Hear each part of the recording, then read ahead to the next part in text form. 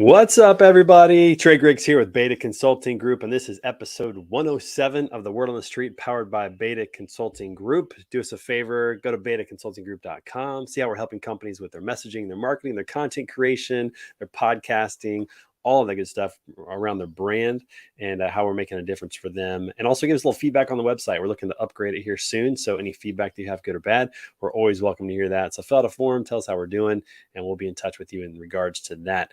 Hey, everybody, listen, we're in Hawaii. We're coming to you from the big island of Kona this week. It's been a blast. All the shows from Standing Out have been a lot of fun. We're doing Word on the Street. Of course, the show must go on. So even though I'm on vacay, we're having a great time talking to our street crew here, which we'll bring on here in just a moment. Before we do that, though, a quick shout out to our sponsors. First of all, greenscreens.ai. These guys are changing the game when it comes to dynamic pricing in the freight industry. Check out what they're doing with machine learning and AI and historical data, as well as a lot of metrics to help make real-time actionable decisions when it comes to pricing. Check them out at greenscreens.ai. Tell them that Trey sent you. Some good people over there. Kevin, Don, Merrill are all awesome people over there. Also, shout out to TAFs. These are the good guys in Freight Factory. They're helping companies with their capital, with their cash flow, but also providing a lot of great discounts for tires and fuel and insurance and other things that they need to make sure that they are educated about financial products and services, help them run their business more efficiently, and make sure they have all the resources that they need in any market. So check them out at tafs.com or click on the link that's going to be in the comments today with the link to my landing page so that you can they can know that I sent you to check them out. So check that out and talk to those guys to help you out. If you're a freight broker, you can become a referral partner to make sure that your carriers always have the resources they need to thrive in any market. So thanks to my friends over at tafs.com. All right, everybody, we're going to go get started today. We're going to bring the street crew in, have a great talk today. Our guest today is a guy who's making a huge difference in the shipping and receiving location, transparency, and data. So we're going to talk to him a little bit. But let's start by bringing in our boy. You guys know this guy coming up soon. He's going to be competing in the Nationals for some powerlifting. We'll talk about that a little bit, as well as he's got a really great picture today on This Week in Pictures. Everybody give it up for my good friend, Robert Beefcake Bain. What's up, brother? It's coming. Oh, hang on. Yeah. I said I feel invincible. It's 100 niggas in the spot. I won't keep going. It's 85 just to walk on. What's up, brother? I gotta make that song longer. Hey, you're on mute. I'm gonna unmute you. There you go. Yeah, man. I gotta make that song a little bit longer, man. That song is not. We need more of that. We need some more of that. But yeah, get me under the barbell, baby. Let's go. What's up, man? You're up in Rochester, New York this week, right? Yeah. I was over in Rochester all week. We're actually at the airport now. We finished up a great week of training with a client of ours, and excited to see them again. They've been an awesome partner with us here at Metaphor, and so very excited to be going home though. It's been a long week. Yeah, and real quick before we bring anybody else on, you've got the Nationals coming up. When is that happening again, and what are you going to try to accomplish? That is going to be June 4th in Lombard, Illinois, 2XL powerlifting. So if anybody's in the area, feel free to come out. It's $10 to get in. Two big goals actually three big goals. PR, personal record for everything is obviously always the goal. Winning Nationals, we have a very deep field in the 275 class, so I'm excited for that. And then from a numbers perspective, we want that 1,000-pound squat and 2,300-pound total. So here we go. Can't wait to see it, man. It's awesome. So excited. Okay, all right. Our next guy coming in, this guy knows all things Chattanooga. Pretty excited to have him on the show today. Although I think he wants to be a TikTok star because he changed up his walk-up music today. So everybody give it up for my good friend, Nathan Frazier. Can you remember any of the rap that you did? My money don't jiggle, jiggle. It falls. I'd like to see you wiggle, wiggle. For sure. It makes me want to dribble, dribble. Riding in my Fiat. You really have to see it. 6'2" in a compact. No slack. It's like the perfect follow-up for Beefcake's rap music. Exactly. Yeah, I mean, there's nothing else. I have to say I hadn't heard that song until you sent it out, but now that you shared it with me, it's all I see on TikTok. It's like everybody's doing the dance to the TikTok. Oh, yeah. I don't even know if I got it right, but so are we going to see Nathan Frazier with a little TikTok dance of "My Money Does Jiggle Jiggle"? No, come on, man. Let the brother up. I use TikTok for golf and to laugh, and that's about it. How's everything at Carnes Logistics, my friend? Doing good. We're staying slammed, staying busy. I'm ready to hire. I just, I don't. Booyah. I'm really ready to hire. I want to hire now.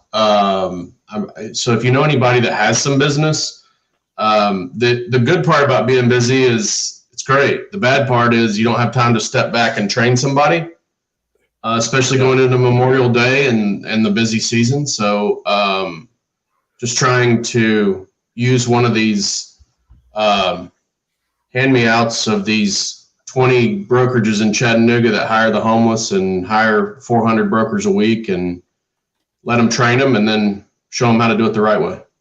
Yeah, that's exciting. Well, it's the growing pains of growing a small company. So it is. Yeah, it's awesome. All right, everybody. We got this guy coming to us from Chicago as well. He changed up his music as well. Everybody's kind of changing up their walk-up music, keeping it a little fresh. Used to be Nirvana, which I like Nirvana. You got to keep it the same, that's for sure. But everybody give it up for my good friend from Matson Logistics, Greg Roberts. Greg, what's up, brother?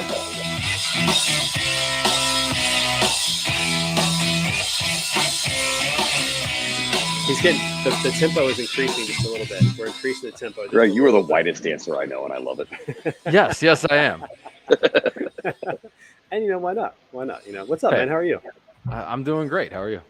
You also have an event coming up here pretty soon. You have a 50K Tough Mudder coming up in August. Is that right? Yeah. It's fast approaching. Got a little bit over 3 months to go.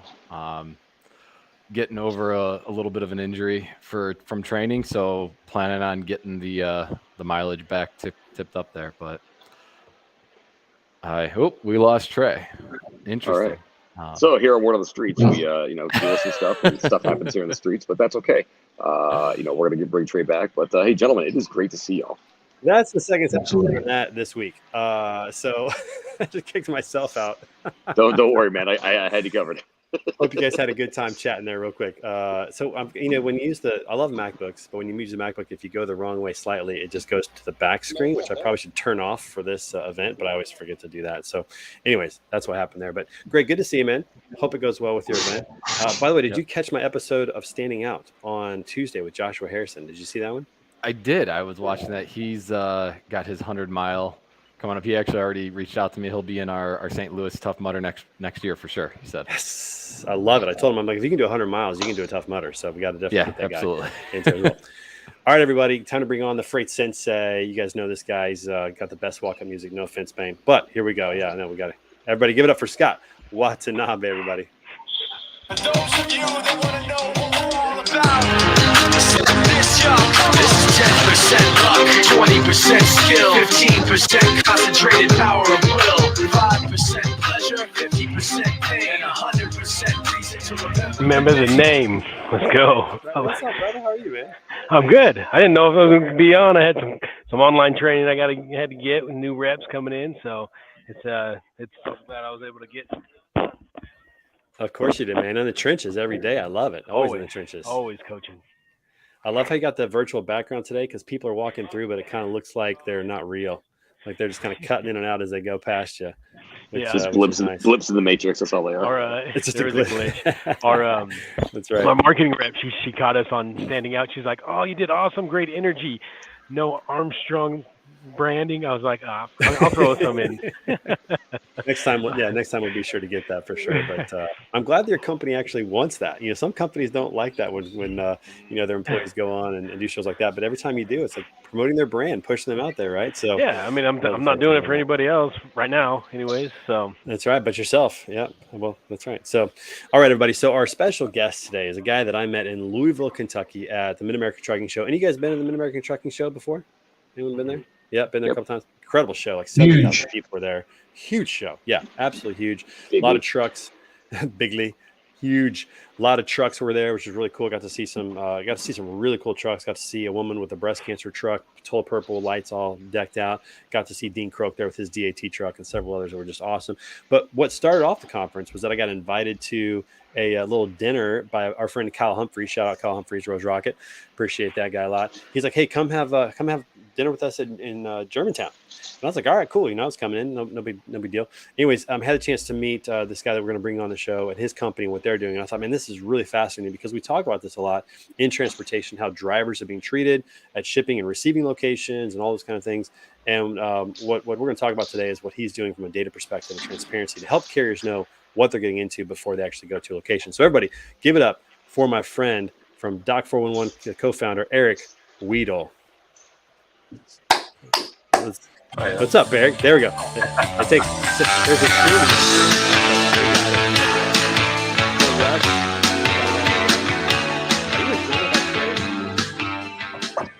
There's '80s workout montage coming now. Yeah, classic.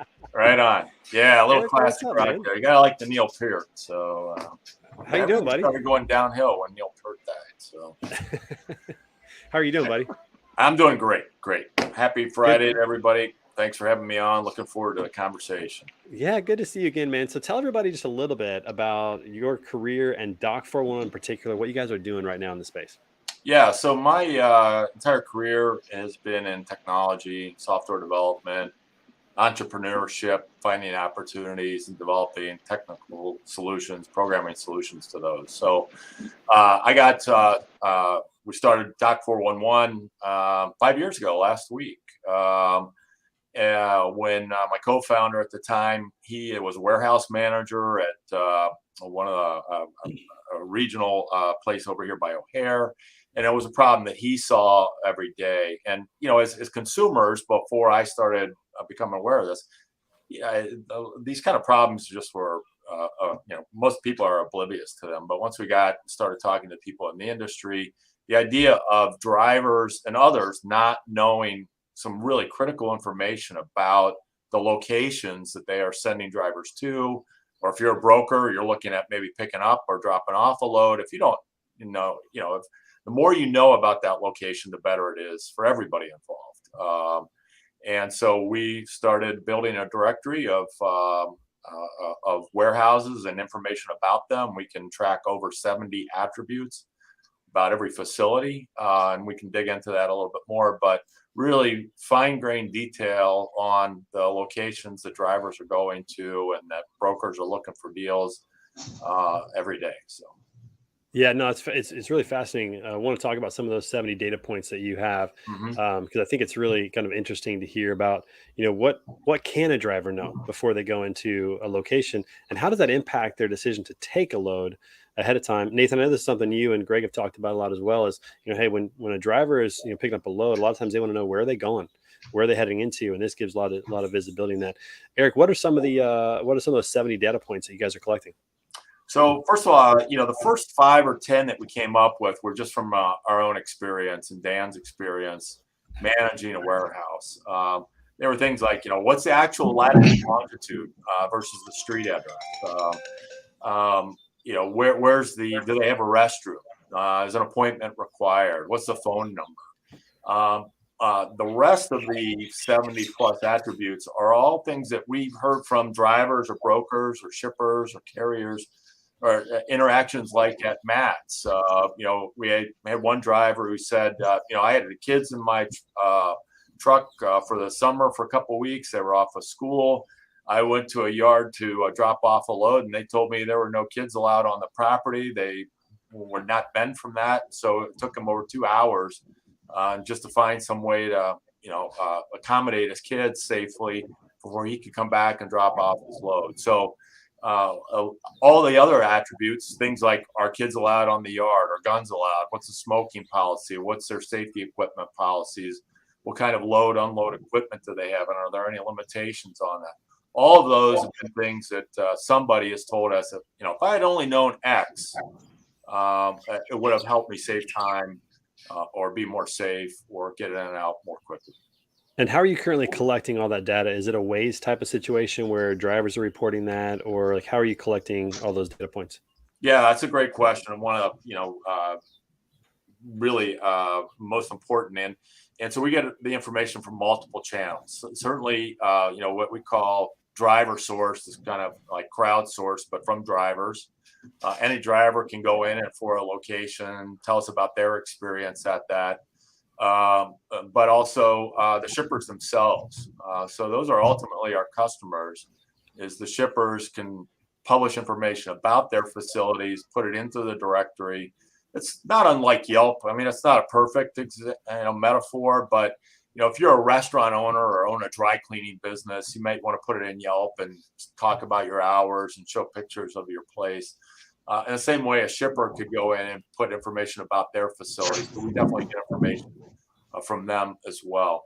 But one thing we've heard from just about everybody involved is, for example, the drivers, like they want to know that, or somebody in operational dispatch, we want to know what the shipper says, but we also want to know what others who've been there have said about that. You get a more complete picture. Again, just like Yelp, everybody wants to see the pictures the restaurant posts, but you want to see pictures that other people put out as well, if they're available, just to get a more complete picture of the location. Yes, it's really a combination of the shippers can contribute what they have, the drivers can verify that, which I think is really helpful, and it puts both sides of the coin in there. So if a shipper says they have a bathroom, but drivers can't use it, eventually drivers will say, hey, there's no bathroom here for us to use, and that will keep everybody, I think, honest and transparent, which is what really is fascinating about technology now, is that it doesn't have to be one-sided. It can be multifaceted in terms of the opinions that you're getting from that. Nathan, what are some of the things that, from working with drivers, that you've heard from them in terms of what they really want at a location to really make their life a little bit easier out there?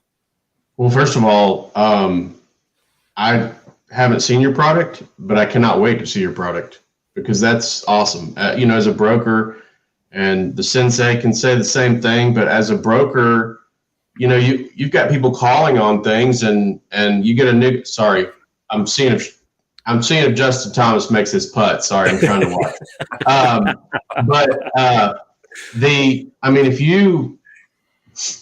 If you got a broker and he's just started and he's so happy because he just got this new customer and he literally called him one time and they set him up, to me, that's a huge red flag. All right. So there's obviously issues there. They're desperate. Something's crazy. You can go on Google and Google them, but no driver ever goes on there to say how great a pickup location is. They only bash them. And a lot of them do that group bashing where they'll have one person have a bad experience, he'll bash them, and tell all his driver friends to bash them too. And unfortunately, that's the issue. But no, this is fantastic, because going into a place, if I can say to my driver, look, I don't know if you rate them or how you do it, but if I can tell my driver, hey, I've got this delivery and this has this score of whatever on, customer service and friendliness to drivers, that's the biggest complaint. Yeah, can we talk about that a little bit, Trey? You want to dig into that? No, absolutely. Yeah, go right ahead. Yeah, so from our shippers customers, we absolutely heard, and believe me, I totally get it. Being bashed or just having negative reviews really doesn't help anyone. First of all, it's really probably not the complete or true picture. Right. So as we were working with shippers, they said, look, it's one thing if you bash a restaurant. It's another thing. This is business to business. And so we built our review platform. Drivers can leave reviews. But instead of having a one single 1 to 5 star rating, say, hey, think about your overall experience at this place. And we've all seen it, like in Yelp, where you might see a Yelp review where they say, the food was great, the atmosphere was great, the music or entertainment was great, but there was a screaming kid next to me, 1 star.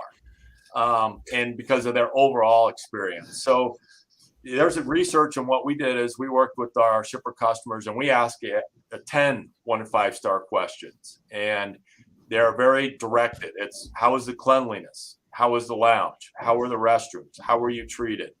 And so what we end up finding is we get a much more true picture of that location, and it gives the drivers an opportunity. If they're really upset about something, they can focus on that one area.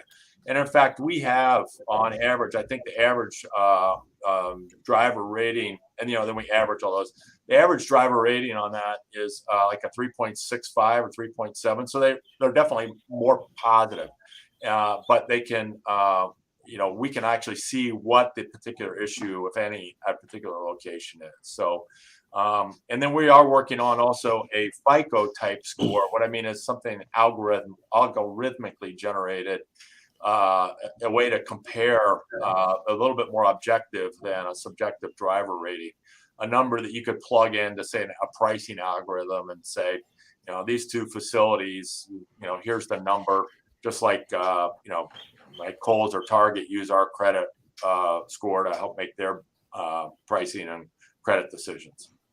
Yeah. Will you have? Go ahead. Sorry, Trey. Will you have anything like average detention times, or basically, as a broker, one of the biggest questions we get is there a place to sleep, or is there a place nearby to sleep? I have a customer that sometimes has late loads. Sometimes people know they got to be there really early in the morning, something like that. And, they just want to know, can I sleep on site? If not, can I sleep outside next to the fence? If not, is there a truck stop nearby? Yeah, so we do have one of the questions we ask of the shippers is whether all those questions, if they can sleep, if they can park overnight, where the external nearest parking location is, whether that's a rest area or a staging area nearby, or even some third-party truck parking locations. Some of those companies that are being developed are truck stops, something like that. So we do collect that information. As far as detention time goes, right now it's self-reported. We're working with another one of our partners, True Load Time. They're collecting that information, on a very wide scale, and we're partnering with them to pull that data in and expose it through our interface and our API. What's your plans long term?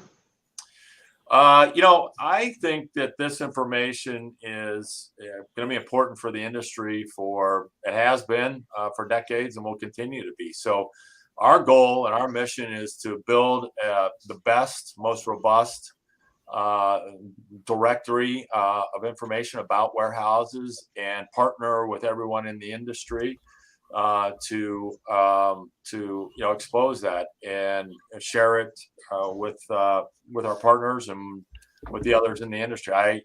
We're not setting up to be a flash in the pan and flip this and turn it out. It's something I'd like to turn over to my kids and grandkids and be a resource that everybody's like, oh yeah, you just go Doc 411 and get that info. So I think it's an amazing idea, and then I've always thought it was needed, but after COVID, I think it's needed even more.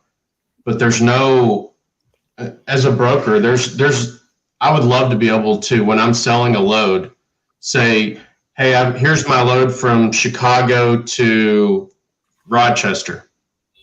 It picks up in Chicago, and when people hear Chicago, they're like, oh gosh. Right. Well, they average less than 45 minutes of loading time. They have 3 bathrooms on site. You can sleep on site, and it's a 9 out of 10 when it comes to cleanliness, based off other drivers' ratings. Right. I mean, if I go through that in my pitch, how could they say no? Huge benefit on the negotiation side in regards to the carriers, because we all know as brokers, that's one of the big things. Oh, I've already been there. You have everybody has a common shipper that they ask, where's it pick up from? Oh, it picks up from this facility. My driver's not going to want to pick up there. I'm like, okay, well, and then you have to start throwing in extra cash. But if you have, this Doc 411 is going to be awesome for all brokers in general, because we're going to get it from the point of view from the drivers. That's what I like about it. It's not other shippers saying, oh, this is what we know about or what we think about this shipper or this dock. It's the drivers that's been there in the ground, in the trenches, as we'd say. Hey, everybody, real quick. We got somebody else in the waiting room, in the green room, who we talked about him earlier on the show, and I can't believe he's back. He's one of the original Street Crew members from way back in the day. Everybody give it up for my man, Kyle Humphreys of Rose Rocket. Hey, how's it going? Got music for you. Don't know that one. Because we know that Kyle Humphreys has definitely made it in this world. What's up, brother? How are you, man? Hey, how's it going? Just living the dream. Living the dream. I don't know. By the way, I'm at a resort and I keep playing music. I don't know if anybody's going to care, but it's pretty early here. But anyways, good to see you, man. How are you? Everything going well? Yeah, things are going great. We were just talking earlier about how Eric and I got connected at Germantown. What was the name of that restaurant that we went to? That place was phenomenal. Hammerheads, right? Hammerheads. That's right. If you're in Louisville, Kentucky, check out Hammerheads. That place is phenomenal. Really greasy, not good for your health, but really, really tasty. That's for sure. All right, everybody, we got one more in the green room waiting to come on stage. This woman is a world traveler right now. She is going all over the place. Can't wait for her to tell you guys what she's been up to. Been on the show a lot. Everybody give it up for our good friend, Raquel Packets. Maybe. We'll see. There she is. Hey. Hopefully she has a good signal today. We'll find out. I don't know. We'll find out about that. What's up? How are you? I'm doing good. Sorry, service a little spot. We're in Gadsden, Alabama. Nice. Traveling. Tell everybody what you're doing right now, because this is awesome. We're at a truck stop right now. Nice. So they're on an RV trip, everybody, and they were in Texas. They came through St. Louis for the Word on the Street Tough Mudder Challenge, which is cool. John killed it. Raquel is going to next year when her foot is all healed up. But after that, they went on to Arkansas, Texas, and now heading back that direction. But going all these truck stops and meeting drivers. Hopefully, I'm getting everything correct. Also talking to customers. They have a lot of customers. Are you staying in Gadsden tonight? It's awful, yeah. Where are you staying? My sir. We can see you shaking your head. Uh-oh. Well, I was going to tell her if she's staying in Gadsden, make sure she keeps your doors locked. Whew. Hopefully in the RV, the park has security. They got a pretty nice rig too. We got to see them when they were in St. Louis. They came by and parked near us. So that was good. About an hour away from me. Yeah, that's cool. Always good to see Raquel. But they're doing this. So here's what they're doing. They decided to go down to Texas where their customers are, and they've been visiting with all their customers, seeing their facilities, which is cool because their customers are like, wow, you came all the way down to see us. But then they're also going to truck stops and they're meeting carriers looking for flatbed drivers that are in those areas because clearly if they're down there, then they might run those lanes that they need. So they're building their carrier base by actually being on site in Texas, which I think is a pretty cool idea. Pretty fun. That's for sure. Yeah, all right, Kyle. So Kyle, what's good at Rose Rocket, my friend? What's going on? Yeah, just lots of stuff. We've got our podcast Freight Famous going, and that's been going really well. What's the name of your podcast? Freight Famous. So Freight Famous. Yeah, JB Justin Bailey hosts that, so that's going bit. That's been. So if really one of us good. makes it onto Freight Famous, then we will have made it. We will have made it. Is what you're saying? Yeah. From some of the past guests, it's been really good. So yeah, just kind of helping a little bit with that and some other projects.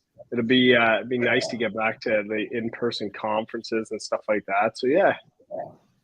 Yeah, Matt's was great, and there's been several others. The one that's coming up next for me is the Transportation Marketing and Sales Association Conference down in Orlando in June. It's going to be awesome. I get to MC that event, which is a lot of fun. Blythe Brumleve will be there. Chris Jolly's going to be there. Christy Kenichel, Holly Laboda, and so many others. So it's going to be a phenomenal show down there. But yeah, in-person shows are it's good to be back and doing that. How are things in Canada? Are they opening back up? Are you back in civilization? Yeah, we're finally starting to get some decent weather, so we can finally start to plant some vegetables and stuff like that, and actually have some sunshine and not have to wear a wet winter jacket outside. So yeah, it's starting to warm up. Nice. Yeah, it's beautiful up there. We were up in that area last year, but it was absolutely amazing. So hey, listen, we're talking about Doc 411, which you introduced me to, Eric, on that regard, and talking about the benefits of having this information in our facilities. One thing I want to ask about with everybody on the call is this. Would something like this really impact pricing? Do you think you could sell a load for less if the facilities were great? Do you think you could offer more, letting them know, hey, the facilities aren't great. We know that. We're going to throw an extra $200 on this load and get them to take it. What are your thoughts when it comes to pricing with this kind of information? Greg, what do you think? Yeah, that was one of the first things I thought of was, and maybe not necessarily, hey, this is a bad facility, let's pay you a couple extra bucks. I would just try to avoid those, but longer loading times may not necessarily mean it's a bad facility. It just might be something that's indicative of the product or their process, whatever. So to have that conversation with the carrier up front, we do that right now through just, experience and tribal knowledge, but to be able to say, okay, hey, the average wait time is this. You're going to have to sit there a little longer. I understand that. I'm going to build in, and you can have that conversation up front with the driver so that they know what to expect, so that they're going in there and they can hopefully, if I tell them that they're going to be there for 3 hours to get loaded, then at 2.5 hours, I'm not getting an angry phone call saying, hey, hey, we told you 3 hours, you knew it. And they say, yeah, I'm in and out in 3 hours. That's what I was expecting. And the whole experience is better for everybody involved. Yeah, there's going to be a couple extra bucks that go into it, but the experience of, okay, the driver's now happy. They understood it going into it. They got what they expected. It's good info. Success truly is a product of proper expectations, right? If you set the right expectations, that leads to success, and bad expectations usually leads to pretty miserable experiences. So it's better to be honest up front about it. I was just going to add too, is like, a lot of times, like, drivers get mad because they don't know actually what they're going into. If they know it's going to be 5 hours, well, then maybe they'll stop and have a shower and have a bite to eat and like go in, prepared for that, rather than go in and be like, I rushed in here to now find it's 5 hours and it's nowhere to get any food or anything like that. So it's just like, sometimes it's fine to be that amount of time, but like, know that going into it. Exactly. Yeah. And I think that's a huge part of it. Yeah, go ahead, Eric. No, I was just gonna say just repeat that. It's just about knowing more. We're not gonna make that decision for you about whether to take a load or not, but by like anything else in our lives, the more information we can have about it to help us make that decision is better. And to prepare a driver, for example, for potentially a long wait. The drivers we've talked to, most of them have said, look, if I had known it was going to wait 4 hours or it was going to be 4 hours, that would have been fine. But nobody told me that. I didn't know that. And then it became a problem. So I feel like if you're a broker and you have a few carrier partners that you trust a lot and use a lot, I feel like it gives you an advantage to gain even more trust with them, because you can tell them, hey, this place isn't the best. You may have a little detention. I'm letting you know so you can prepare your driver. Because if a driver doesn't know and he goes in and sits for 4 hours, he feels like the dispatcher just screwed him. And, the way the turnover is right now, that's the last thing you want. Driver could quit over they quit over the littlest things right now. Yep. Yeah. No, it's interesting. So Eric, quick question about this. So obviously, hearing from Nathan, from Greg, from Scott, this information is really valuable to have. How are you disseminating that information to freight brokers today, and what's the thought moving forward of how they can get access to this type of information? So we have we built, when we first started, mobile apps. So we do have our own mobile app on iOS and Android. And we do have a web tool, and we'll continue to have those. We're working on some changes right now to our web tool. Ones that, say, people in back offices like us are more likely to use, that will allow you to actually search the database a little bit more in a directory type fashion.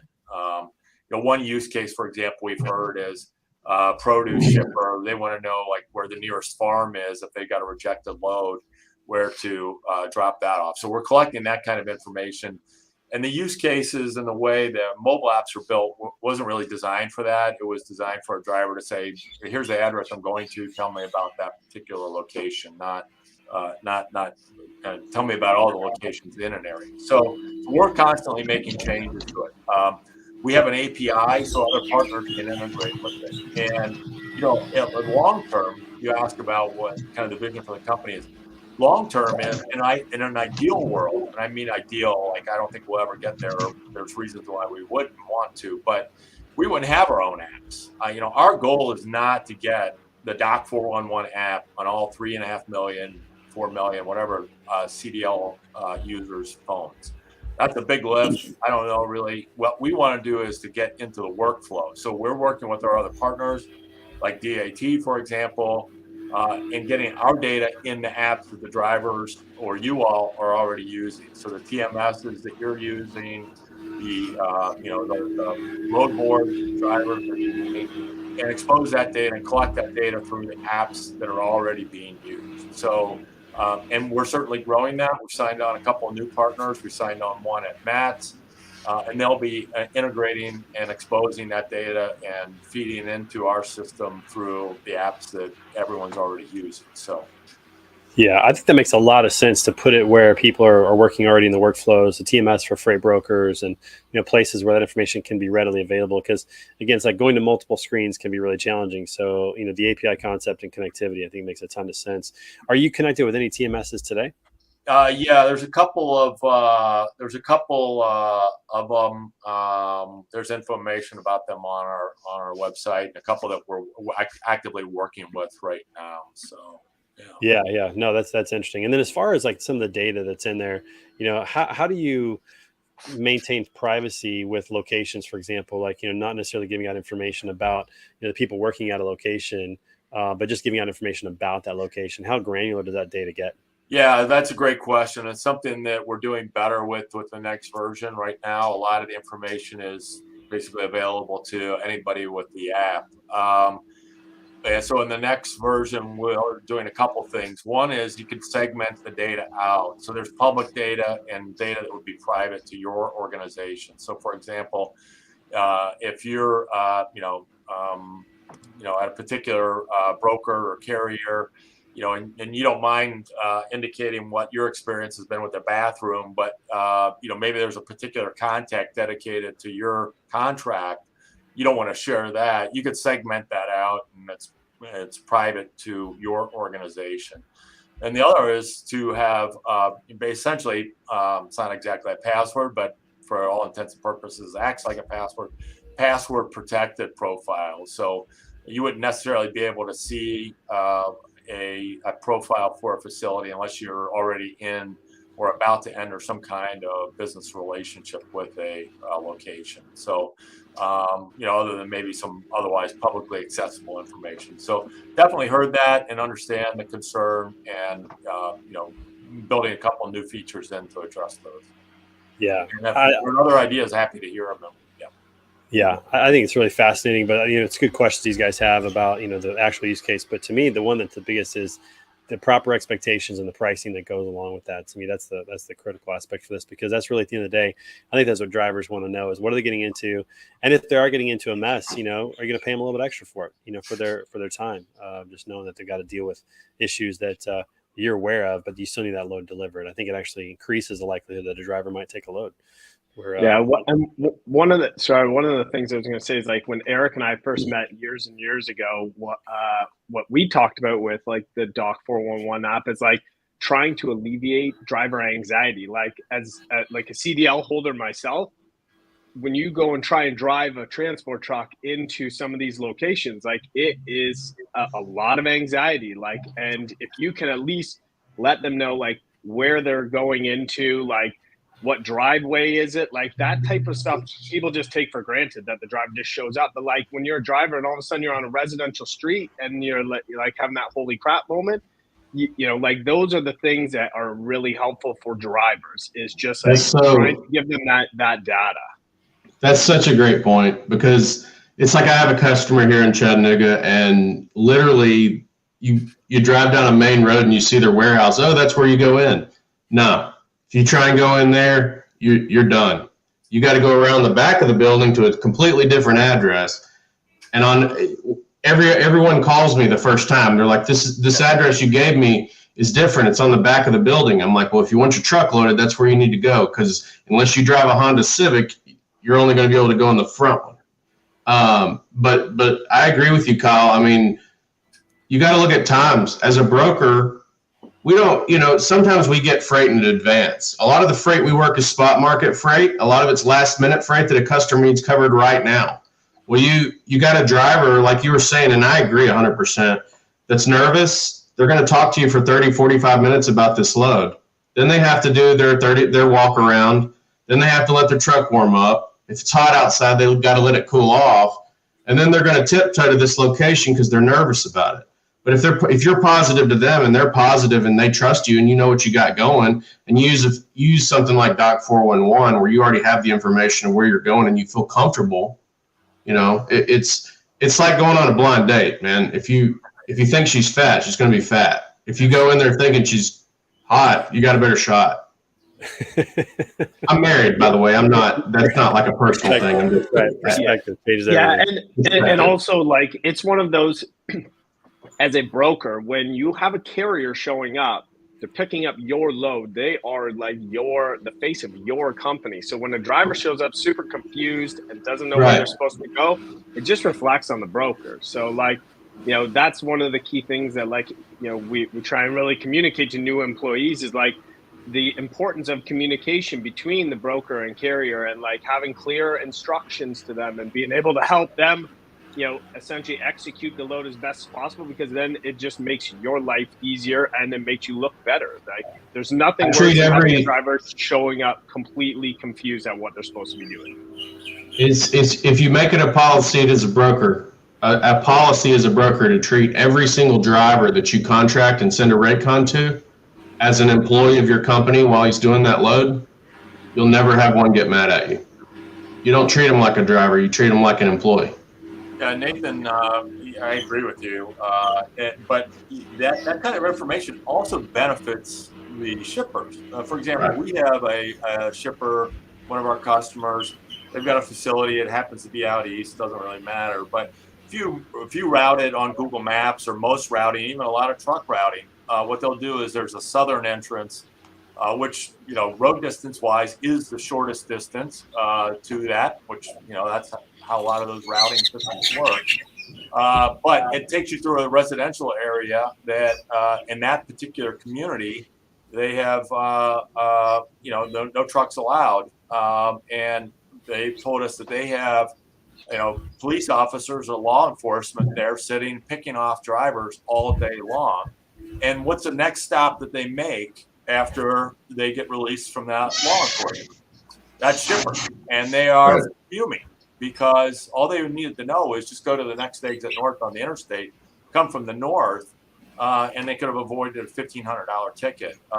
So they were seeing it as a problem for them too, because now all of a sudden they've got a very frustrated, very upset driver coming into their yard, and that doesn't benefit anybody. Nobody's happy about it. As a carrier and a broker, I'd be more disappointed in the shipper for knowing that that's happening and not doing something about it. Well, that's what they got in touch with us, is they wanted to, they recognized it and they heard about us as a possible way to help solve that. So yes. Good deal. But it certainly alleviates that if you're sharing this information. It kind of takes that out of even being an issue if you had that. And every location is so unique, has so many different kind of variances to it, that something like this just makes it easy to say, at this location, here's what you need to do. It's all kind of there and it's pretty plain. How do you, Eric, how do you price this? Like, who are you monetizing this with, or are you what is this like for a broker, for a shipper, for a carrier to use Doc 411? Yeah, so we've committed to always having a free version of our apps for drivers. Again, the app are really designed for driver users. We're working on a pro version with some other features for those drivers that do want to do a few more things, like download their directories and so forth. But we've committed to always having a free. We're not looking at drivers themselves as our primary revenue stream. Our primary revenue stream right now is from the shippers themselves. They pay us modest monthly fee to publish, to list their locations in the directory and be able to keep that information up to date and respond to reviews and things like that. But we also charge some modest fees to our technology partners to basically pull data out and share it through their systems, whether that be web-based tools or mobile apps or what have you. And then with those changes I mentioned before to our web-based tools designed for back office people like us, we'll have just a monthly per user subscription fee to go in. But our mission right now is to grow the data set. Obviously, we need to make money, and we do try to do that. But we are at this point more focused on growing our data set. So we're very reasonable in terms of cost. Yeah, no, that's great to hear. I appreciate you sharing that. And it seems like a service that would be of immense value for the entire transaction for everybody involved. And so, has there ever been a I'm sorry. Yeah, Nathan. No, go ahead. Has there ever been a consideration of Hey, Greg Roberts, he's got like 30 places he wants to add, and will give you their data, like a data in lieu of payment options. Yeah, that's actually built in our pricing model through their API. So, for example, sharing data with us, asking us to basically research it, there's no cost for that. You can put information in all day long, and there's no cost. We don't charge our API users, for example. And we just signed up with one 3PL. They're going to do a minimum of 10,000 locations a month for that. Where we do charge them is when they pull it back out, if there's something new. So it gives us incentive to grow our data set. There's a small cost to request and see if anything new's happened, and if there is, then there's another fee. So absolutely, we can take. We just ran. We did a lot of work to improve our systems, and you can see here is where I start getting my nerd starts coming out. Improving our system. So we went through and did a 400,000 row Excel file for a customer or prospect we're working with, and we processed that in less than a day to get it in and turn it around and tell them they had actually only 60,000 unique addresses in that file. So, but then we took those 60,000 addresses and started threw them over to the research team to start working on. So. We can definitely take large quantities or even an Excel file or one by one. We're set up for any of those situations. That's great to hear, Eric. And where can people learn more about Doc 411, how to use it, how it works, pricing, all the good stuff? Doc411.com. Just go right there. Can always just pick up phone, call me, send me an email. I love to talk about it. I love what we do. I love coming into work every day. I love the impact. We are always trying to do better. We're always learning. So I won't say that we've got everything completely figured out because we are always, like I think most of us, probably just trying to do better day to day. But happy to talk with one-on-one conversation at any time with anyone. That's awesome. No, it's great to hear. And I appreciate you coming on the show. We're going to end the show this way today. We've got, we always do this at the end of our show. It's called This Week in Pictures. We're going to show off a few photos and talk about some of the things that are happening in the news this week. So hang tight. I'm going to go ahead and share my screen. Look at this, everybody. It worked first time. Normally this is a problem, and that's why Greg's laughing and Nathan as well. But this time we got it. So got some news stories here to start out, and then we're going to end with some pictures from Hawaii. So first of all, interesting in the news this week that the CDC is now urging a Pfizer booster for children ages 5 to 11. This is quite controversial because, as you know, but when the vaccine came out, people were like, "Why are we vaccinating 5 to 11-year-olds on this? They're healthy. They're not getting sick." There wasn't a lot of data around it. It's interesting that this narrative continues to be pushed, and at this point, I'm kind of curious what your thoughts are as to why this maybe is continuing. Is this a money play? Is there really an issue going on? Kind of what are your thoughts on what the CDC is doing here? I know Bane's not here. He should be here. He'd be talking about this. I'll speak for Bane. Please do. Yeah, they're doing the booster because it's going to increase production in the country. Because, if they're 5 to 11 now, in 15 years, 20 years, they're going to enter the workforce. They'll have that third arm, and they'll be able to do 3 times as much work as someone with 2. It all makes sense. I love it. So, but it's interesting to me because I don't even. It's funny because when it comes to COVID, I feel like lately I've heard of some people getting COVID, but nobody getting sick or dying, and yet some of these narratives are continuing with the vaccine, with the boosters, and I'm just curious if they're just trying to still milk this, if it's a money thing or what. But it's still in the news. We'll see what happens when it comes to that. Kyle, what are you guys hearing up in Canada? Things are a little different up in Canada. What's going on up there when it comes to stuff like this? Yeah, I mean, not too much. Like it's kind of just, mainly everybody is vaccinated, but yeah, there's still some people that haven't. I think everybody is pretty, chill in Canada. Like everybody kind of, lets everybody do their thing. So yeah, I don't know. It's really kind of hard to gauge. Like I'm out in the country, so I go into the city for work. So it's 2 totally different kind of groupings. Totally. Like being in the city versus being out in the country, it's just very different kind of groupings of people. So yeah, everybody seems to be fairly respectful. and everybody seems to be pretty chill. But yeah, radically different attitudes, though. Yeah, you go from one place to another. Absolutely. Yeah. Southern Missouri, way different than St. Louis, where I live. That's for sure. Here's the next one. This is interesting. So we've had a shortage of baby formula, which you don't think about some of these things, like some of the more life or death things. Like if the toilet paper doesn't show up, okay, that's a problem. But it's not like, you're not going to eat food. But when there's a baby formula shortage and all the situations where this is really, really important, really needed.